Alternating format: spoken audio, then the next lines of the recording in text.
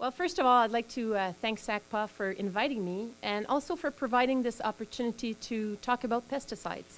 And I'm glad to see that pesticides are of interest to so many people. I guess I should say that I moved to Alberta 8 years ago to begin my career as a research scientist with Agriculture and Agri-Food Canada here at the Lethbridge Research Centre. Western Canada agriculture is very different from what I grew up with. But I have to say it's been a great experience so far, both working and living in Alberta and in Lethbridge.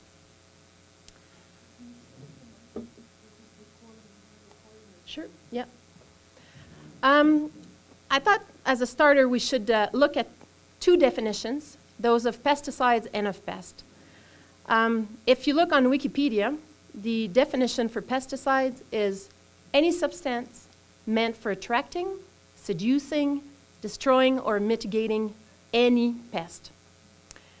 So when I saw any pest, I said, well, maybe I should look into the definition of pest. According to Merriam-Webster Online Dictionary, the first definition of pest is an animal or insect that causes problems for people, especially by damaging crops. I think this definition is incomplete since weeds are not included, and they are considered pest in agriculture. However, I think the important part here is that causes problem for people. That implies that the notion of pest is a product of human judgment, i.e., what is a pest for me may not be a pest for you. And I've actually a good example of that, a personal example. A couple of weeks after moving to Lethbridge, my husband and I are driving, I think it was to Milk River, and we saw tumbleweeds for the very first time. So we stopped the car, ran in the field, got a few, and brought them home as home decorations. We thought they were very cute, and everybody at work, a lot of my colleagues laugh at me and saying that any sane Albertan would not consider tumbleweeds as anything other than a pest. Just to illustrate that. I thought Merriam-Webster was pretty funny having that second definition there of a pest, a person who bothers or annoys other people. Then I thought anyone having little brothers and sisters would know exactly what that means. The history of pesticide and pesticide use in general is a fascinating one and could easily occupy the remainder of this presentation. But if I reduce this to the bare minimum, I think we can divide the history in three broad periods. Before 1930s, from 1930 to 1980s, and post-Green Revolution, so 1980s to nowadays. Before 1930s, basically natural waste, such as ashes and salts, basic elements, copper, sulfur, lead, arsenic, were used to control insects and weeds. We have good and fairly accurate, I believe, historical accounts of, for example, the Romans maintaining their roads with ashes. And of course, arsenic and lead are known poisons to mankind ever for a long time and have been used to control insects and some humans, I guess. The first organic pesticide that was synthesized, that was dinitrophenol, and that was in the 1930s. And to me, that's the beginning of the chemical era. That chemical era was actually a period for from an organic chemistry point of view, was a period of immense hope and potential. Basically, the belief was that chemistry could solve any problem, be it for cleaning agents, wood preservatives, and of course, pesticides. And a lot of the pesticides that were developed in that era, such as DDT and 2,4-D, the fungicide Captan, they're still used nowadays. And it was a period too, it encompasses, of course, the Second World War, where a lot of chemical warfare agents were developed. And some of these products were used as agricultural pesticides subsequently. It was also a great period for organic chemistry. Simply, they basically produced or put on the market pesticides almost every single year. So a lot of new products coming on the market. That chemical era led into the Green Revolution, and pesticides have been a huge contribution to that Green Revolution from two points of view. The first one is increase of food production. So areas of the globe that typically were not considered amenable to large-scale agriculture, thanks to pesticides, were able to suddenly become newly found food baskets. So food production increased significantly, and starvation decreased. The second contribution of pesticides through the Green Revolution was definitely the control of insect-borne diseases such as malaria, which saved thousands of lives. And I'm not sure that cartoon would be very popular nowadays, at least not in North America. In 1962, there was a book published called Silent Spring by Rachel Carson, and I'm sure most of you are aware of this book. It's considered a trigger event of the modern environmental movement. This book led to debates about pesticides in general, pesticide use, pesticide hazards to the environment. It also led governments to start regulating the use of pesticides. From my point of view, the message that Rachel Carson, if you read that book, it's the indiscriminate use of pesticides should be, Rachel Carson basically said that the indiscriminate use of pesticides could harm the environment and had to be questioned.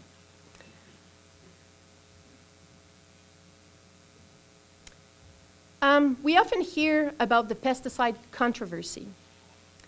Really, more and more in the literature, we talk about pesticide paradox, because really it is, on one hand, pesticides have saved thousands of lives, they've increased food production, and really they have raised our living standards for all of us.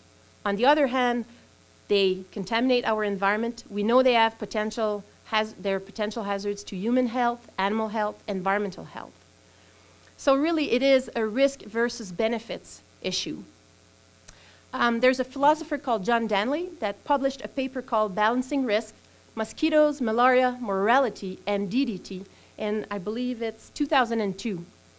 And if you have a chance to read this paper, I consider it's actually pretty good, and it discusses the risk trade-offs and safety with regards to, for example, pesticide use and DDT. So he uses DDT as example. And what he says is that in our, as a general public, we believe we can eliminate a risk. What John Danley says is really there's no such thing as risk elimination. Even risk reduction is really a transfer of the risk. So for people in North America, removing DDT from the market, because we don't have malaria being prevalent here, is not a big issue. But for people in developing countries where malaria is prevalent, removing DDT from the market is a huge issue. So really, it's all about risk and benefits to society. Pesticide use worldwide. Basically, the current estimates are for 2.4 billion kilograms of pesticides active ingredients used on Earth. The application rates are typically higher in developing countries for several reasons: less education, less training, less technology. The application rates tend also to be higher for valuable crops that are under heavy pest pressures. So you need more treatments more often. Africa is the region of the globe where the pesticide use is the lowest in terms of kilograms per hectare of arable land. I have a hard time with this word. I'm obviously, my first language is French, obviously. I'm sure you've all guessed that already.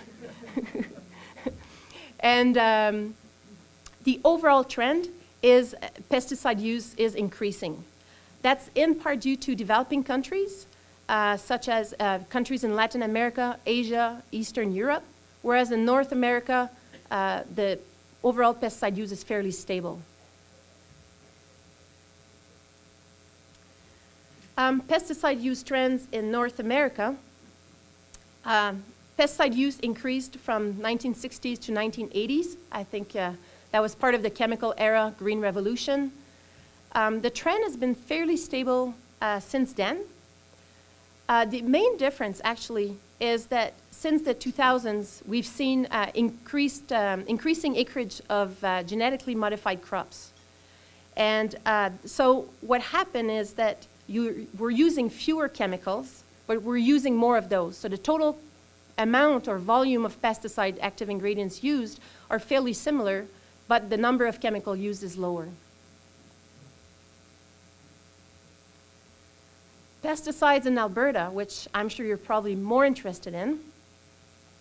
Just to give an example about the impact of genetically modified crops on the pesticide use. Currently, that's the last estimate is from 2008 from Gary Burtis at Alberta Environment and Sustainable Resource Development. And he does a compilation of all the total pesticide sales for Alberta. And in 2008, glyphosate only alone represented 50% of the sales of pesticides in this province. Just to show some of the trends, the pesticide trends in Alberta, I'm using a paper from Anne-Marie Anderson, who was also with Alberta Environment and Sustainable Resource Development. It's actually a compilation or an overview of the pesticide data for surface waters in Alberta since 1995. And some of our conclusions, the conclusions of our report are the following. First of all, pesticide detections are not only common, they are widespread. Typically, in Alberta, we detect, the detection frequency is higher for herbicides, and then lower for insecticides, and even lower for fungicides. And this is directly related to pesticide use in Alberta and across the Canadian prairies. 2,4-D is the compound most frequently detected in surface waters in Alberta, and again, I would say probably in the Canadian prairies. 50 to 80% of water samples may have been found to have measurable amounts of 2,4-D. It really depends on the type of water that you're analyzing. So groundwater, surface water, rivers and stream, irrigation water, stormwater will all have different percentages. But overall, 50 to 80% of water samples contain 2,4-D. Another very interesting conclusion from Anne-Marie Anderson's report is that we as collectivities, cities like Lethbridge, for example, do have an impact on water quality. Actually, for North America, I believe the numbers are 80% of pesticides used is for agriculture and 20% is for non-agricultural setting. And we have to remember that for non-agricultural settings, so our home, our lawns, our gardens, the application rates tend to be higher than what agriculture application rates are. So we do have an impact, and as citizens, it can make a difference. Pesticides often make it to the news, typically not for good reasons. This year, in the last few months, we've heard of organic produce being contaminated with pesticides. We've heard of the impact of neonicotinoids on bees. We've also heard about pesticide resistance, especially with regards to glyphosate. In the scientific literature for Alberta and the prairies, we can read frequently about pesticides being found in the snow, pesticides being found in wetlands, in the air, in rivers and streams. There's a good group at the University of Alberta that was led by David Schindler. They published a few papers, for example, about the presence of organochlorine pesticides that are stored in glacial ice. And when that ice melts, there are pesticides in that water. Very good people, scientists from Environment Canada, working on wetlands from Saskatoon, and they found wetlands to contain pesticides as well. Several reports from Alberta Environment and Sustainable Resource Development have shown that air and precipitation, rivers and streams do have pesticides findings as well. So, how do we achieve better and smarter pest control? Obviously, it's no easy task. And there's no silver bullet that will solve all the issues. The industry is trying to produce more specific, lower use rate and environmentally benign pesticides. More specific meaning not affecting non-target species or lower impact. Low use rate, you can think of sulfonylurea herbicides. You're only using grams per hectare. So very, very low application rates for these products. And environmentally benign pesticides that act quickly degrade quickly. They don't stay around in the environment. They reduce pressures that may develop resistance or lead to the development of resistance. From a producer's point of view and agricultural production point of view, IPM, or integrated pest management, is probably the most viable option. And we have to keep, so using instead of, it doesn't mean completely eliminating the use of pesticides, but rather use pesticides in conjunction with physical means, cultural means, and biological means of pest control. So thereby reducing, again, pressures from a single angle of pest control. And we have to remember, we have to do all this while supporting the sustainable production of food, of feed, of fiber for a growing population on the globe. So it's definitely no easy task. What are the challenges that we are facing in terms of pesticide use? Again, pesticide resistance is definitely one of the major challenges. It's actually believed that pesticide resistance will dictate what pesticide use trends will be over the next 40 years. More and more we're finding, I believe for herbicides, there are 25 modes of action. And currently, if you look at the Weed Science Society of America's website, they list that 22 of these modes of action have been, have had cases reported for resistance. So the options are, in terms of pesticides, the options are rapidly decreasing. Again, sustainable food production. We need more food for more people. That means more land to be transformed for production. That means most likely more pesticide use. How can we address this in the future? And of course, climate change. What will be the impact of climate change on pesticide use?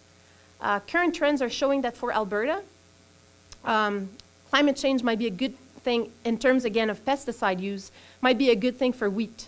So wheat would require less pesticides, but it would be a bad thing for, it could affect soybeans in a negative way. So soybeans would require more pesticide treatments.